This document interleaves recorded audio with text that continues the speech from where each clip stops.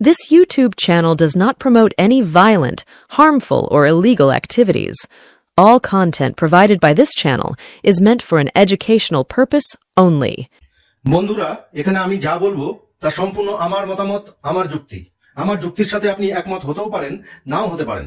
আপনি পুরো প্রতিবেদনটি শুনে বিষয়টা বিচার করুন। আর আপনার মতামত যাই হোক না কেন তা কমেন্টসের মাধ্যমে আমাদের জানান। আর মানুষকে মনে করিয়ে দিন আমি জগন্নাথ ধাম করতে দেবো না। এত সস্তা? সাহস থাকলে, বুকের পাটা থাকলে আটকাবেন। মনে রাখবেন আমরা চ্যালেঞ্জ অ্যাকসেপ্ট করেছি।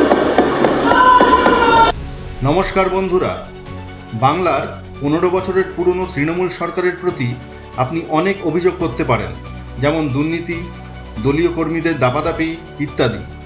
কিন্তু বর্তমান বিরোধী দলনেতা এমন কিছু ভিত্তিহীন অভিযোগ দীর্ঘদিন ধরে করে যাচ্ছিলেন, যা অবান্তর, যা দীর্ঘদিন ধরে সর্বভারতীয় স্তরে রাজনীতি করা মমতা বন্দ্যোপাধ্যায়ের কাছে রীতিমতো অপমানজনক। আর তাই বিধানসভায় বক্তৃতা দিতে উঠে দীর্ঘদিন ধরে বিরোধী দলনেতার করা এই অপমানগুলির জবাব দিলেন সেই পুরনো মেজাজে।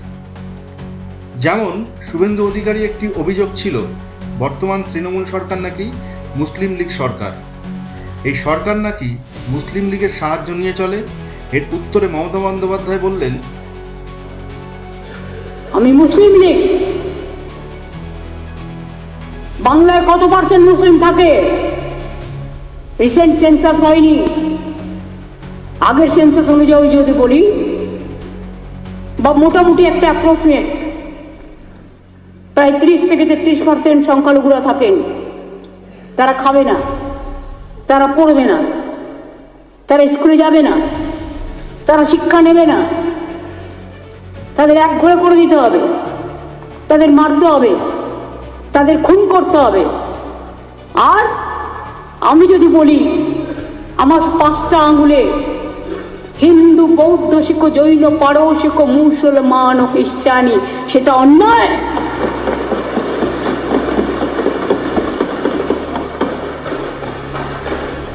একথা শিখেছি নজরুল ইসলামের ভাষায়। তৃণমূলের সিম্বলটাও তাই, পাঞ্জাব ও সিন্ধু, গুজরাট ও মারাঠা, দ্রাবিড় ও উৎকল বঙ্গ, একই বৃন্তে দুটো কুসুম, হিন্দু মুসলমান, একজন তার নয়নমণি আর একজন তার প্রাণ। আমাকে মুসলিম লীগ বলছেন? আপনারা তো মুসলিম লীগের সাহায্য নেন ইলেকশনের সময়, তৃণমূলকে হারানোর জন্য, অন্য পার্টিকে হারানোর জন্য। কত সাহায্য নেন? বেলুনটা ফাঁস করব না গ্যাস বেলুনের গ্যাসটা ফাটিয়ে দিয়ে প্রমাণ করব কোনটা সঠিক আর কোনটা বেঠিক? কাউ কিছু বলার আগে মনে রাখবেন, বাজে কথা বললে জনগণই থোতা মুখ ভোতা করে দেবে, আমাদের করতে হবে না। এত যে অশ্লীল কথা বলছেন, একটা ধর্মের নামে এত কুৎসা করছেন, একটা অপপ্রচার করছেন, একদিন তারা যদি একটা আন্দোলনের ডাক দেয়, আপনি নিজেকে সামলে রাখতে পারবেন তো? পরের অভিযোগ, রাজ্য সরকার নাকি শবে বরাতে 2 দিন ছুটি দিয়েছে। এর উত্তরে মুখ্যমন্ত্রী যা বললেন, বললো আমি মুসলিম লীগ, তাই শবে বরাতের ছুটিতে, শবে বরাতে 2 দিন ছুটি দিয়েছি। I challenge this. এবং ওরা আমাকে ফেস করতে পারে না বলে আমি বলার সময় থাকে না।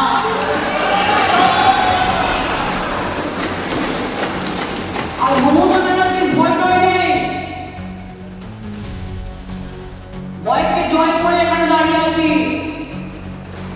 কত দুঃখের কথা দেখি, ভুলে গেছিলেন শবে বরাতের পরের দিন রাজবংশী নেতা ঠাকুর পঞ্চানন জন্মদিন? ছুটিটা তার জন্য ছিল, একদিন শবে বরাতের ছুটি আর একদিন পঞ্চানন বর্মার জন্য ছুটি। ছুটির ক্যালেন্ডারটা দেখবেন। এবং পারলে রাজবংশের ভোট চাইতে যাবেন না, পঞ্চানন বর্মার ছুটি নিয়ে যারা এই নোংরা রাজনীতি করে। মহাকুম্ভে পর্যাপ্ত ব্যবস্থা না করে অতিরিক্ত হাইপ তুলে বেশি মানুষকে কুম্ভে নিয়ে গিয়ে ভিড় সামলাতে না পেরে যে পদপৃষ্ঠের ঘটনা ঘটে বা 30-40 ঘন্টা ধরে যে ট্রাফিক জ্যাম চলে তা নিয়ে মুখ্যমন্ত্রী বলেন,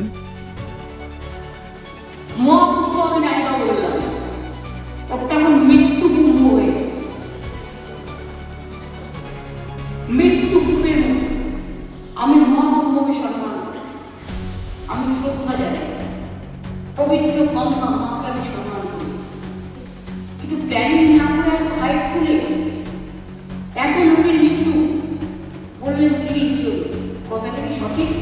কতজন বডি বসিয়ে দিয়েছেন নদীতে? কত হাজার হাজার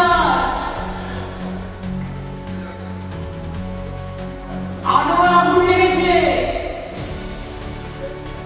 বড় লোক আর ভিআইপিদের জন্য লক্ষ টাকার ক্যাব, আর গরিব লোকেদের, সাধারণ লোকেদের জন্য লাইনে দাঁড়ান 15 ঘন্টা 20 ঘন্টা দাঁড়িয়ে, যদি একটা মাদুরেও বসে 2000 টাকা, এক কাপ লাল চাও 500 থেকে 2000 টাকা।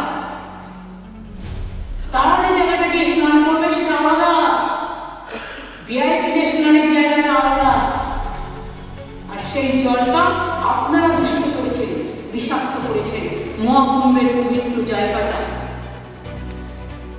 সব জায়গায় হাত তুলে দিয়েছে। সে একবার হয়েছিল না, গণেশ দুধ খাচ্ছে, সব দোকানে স্নান করো, নারা পবিত্র বলে না।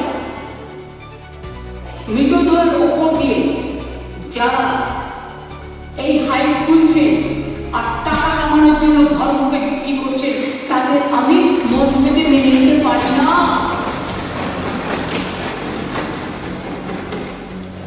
একটা বড় অনুষ্ঠানের স্ট্যাম্পেড হতেই পারে, কিন্তু তার জন্য প্ল্যানিং করতে হবে। কি প্ল্যানিং করেছিলেন আপনারা? মহাকুম্ভ শুরু হওয়ার দিন পর্যন্ত কোনো প্ল্যানিং হয়নি।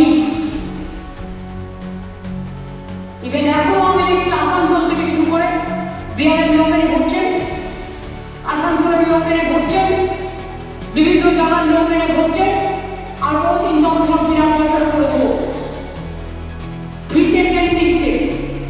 আপনাদের ডেভেলপমেন্ট ক্যাপাসিটি আছে কিনা? কত লোক যেতে পারে?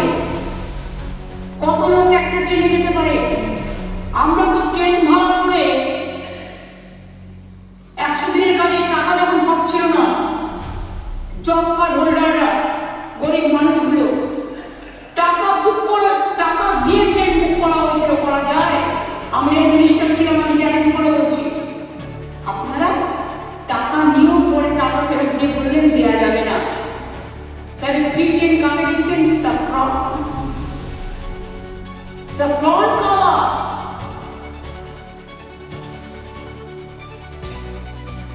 এত হাইট তুলতে গেলেন কেন? এইসব সিরিয়াস প্রোগ্রামে এত হাইট তুলতে গেলেন? বাস দেখতে হয় ক্যাপাসিটি আছে কিনা, প্ল্যানিংটা ভালো করে করতে হয়। রেল স্ট্যাম্পেডে তো অনেক মানুষ মারা গেছে, অনেকে আহত হয়েছে, কিন্তু তা সত্ত্বেও আমরা খুব সফট লাইনে করেছি। তার কারণ ইনসিডেন্ট বা অ্যাক্সিডেন্ট যে কোনো জায়গায় করতে পারে, সেটা নিয়ে আমরা নোংরা রাজনীতি করি না।